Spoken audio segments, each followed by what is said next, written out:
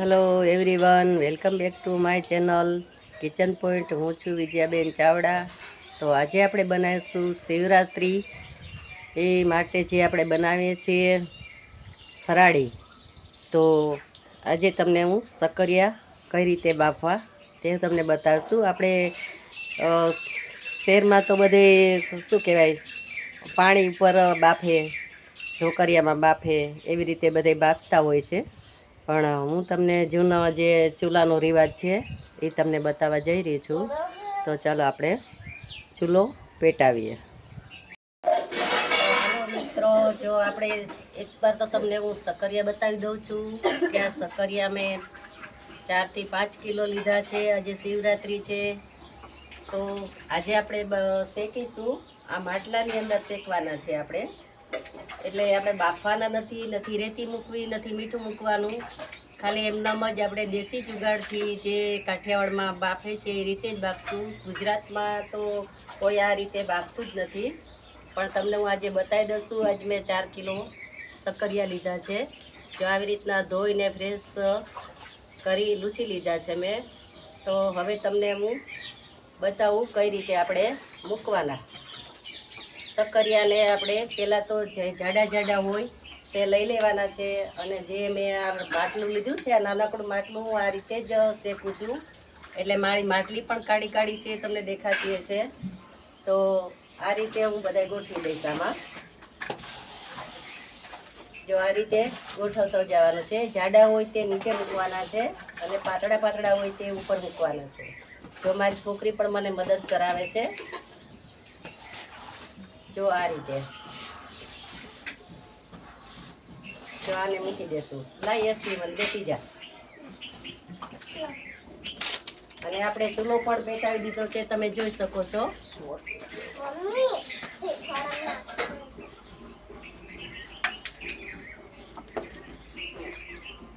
તો જો આ રીતે મેં સરસ રીતે બધા ગોઠવી લીધા છે. આમાં તમને બતાવી દઉં છું. આવી રીતે ગોઠવીને ઠાસીને ભરી દીધા છે. તો આ રીતે આજે આપણે આમાં મૂકવાના છે. એમાં કશું જ પાણી કશું જ નાખવાનું છે નહીં. એટલે તો વિપુલ મૂકી દેતો. તો આની ઉપર જે આપણે ડીશ બરાબર માપની આવી જાય ને એ ડીશ રાખવાની છે. તો જો આ રીતે આપણે મૂકી દઈશું.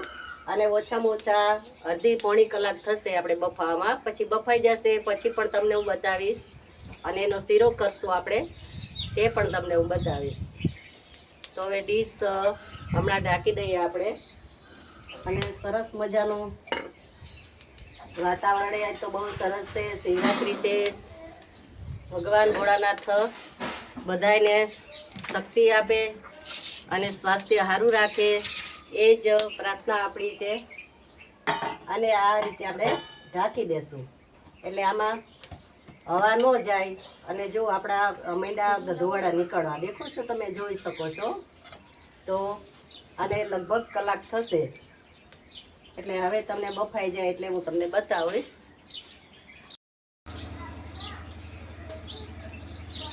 તો મિત્રો, જો આપણો ચડી ગયા છે સરસ મજાના સક્કરિયા, બફાઈ ગયા છે પાણી વગરના. કેટલા મસ્ત મજાના તમને હું બતાવી દઉં છું. મારે અત્યારે તાપ આવી ગયો છે એટલે તમને હું માટલામાંથી લઈ અને પછી બતાવી દઉં છું કે આપણા સક્કરિયા સરસ મજાના ચડી ગયા છે. જો મિત્રો, જે જાડા છે સરસ મજાના તો પણ ચડી ગયા છે આપણા સક્કરિયા. અને તમને જો નાઈફથી બતાવી દઉં કેવા સરસ સક્કરિયા આપણા ચડી ગયા છે. તો ચાલો આપણે કિચનમાં જઈએ અને બનાવીશું આપણે આનો શીરો. તો ચાલો મિત્રો, આપણે આ સક્કરિયાને આવી રીતે માવો બનાવી લેશું. જે અમે ચોખાનો ચાયણો લીધો છે, એમાં ફટાફટ આપણે માવો બનીને તૈયાર થઈ જશે. તો આ રીતે હાથેથી આપણે હથેળી સેજ વાર દેશું એટલે સરસ મજાનો માવો બની જશે.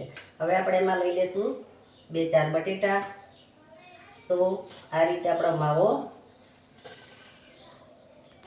2-3 ચમચી મેં ઘી મૂકી દીધું છે. ઘી પણ આપણું આવી ગયું છે. હવે જે આપણે આ માવો બનાવ્યો છે એ માવો આપણે ઘીમાં ઉમેરી દઈશું. આ રીતે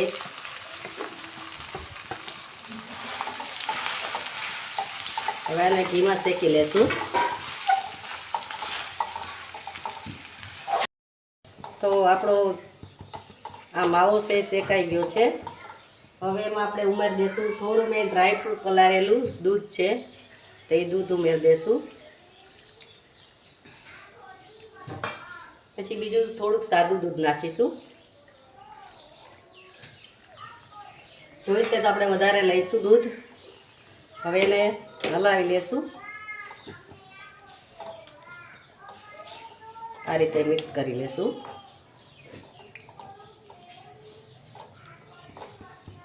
હવે ખાંડી આપણે લઈ લેશું.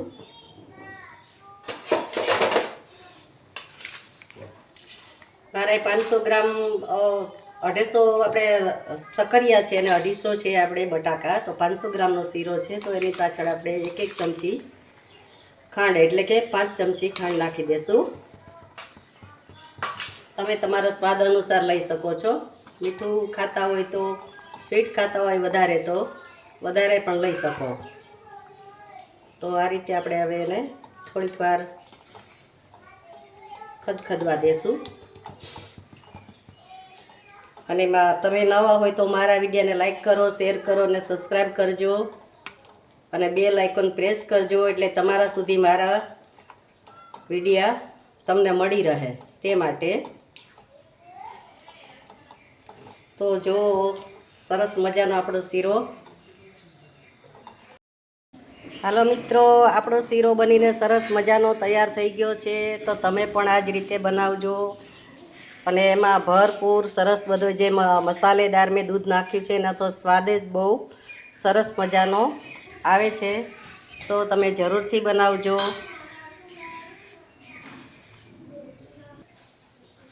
હાલો મિત્રો, તમને જે સ્કેન દેખાય છે તો એ ગૂગલ ઉપર જઈને સ્કેન કરજો એટલે તમારા બધા જે મારા વિડીયો આવે છે તે બધા મિત્રોને જોવા મળે. એટલે તમે સ્કેન કરજો જરૂરથી અને લાઈક, શેર અને સબસ્ક્રાઈબ કરજો.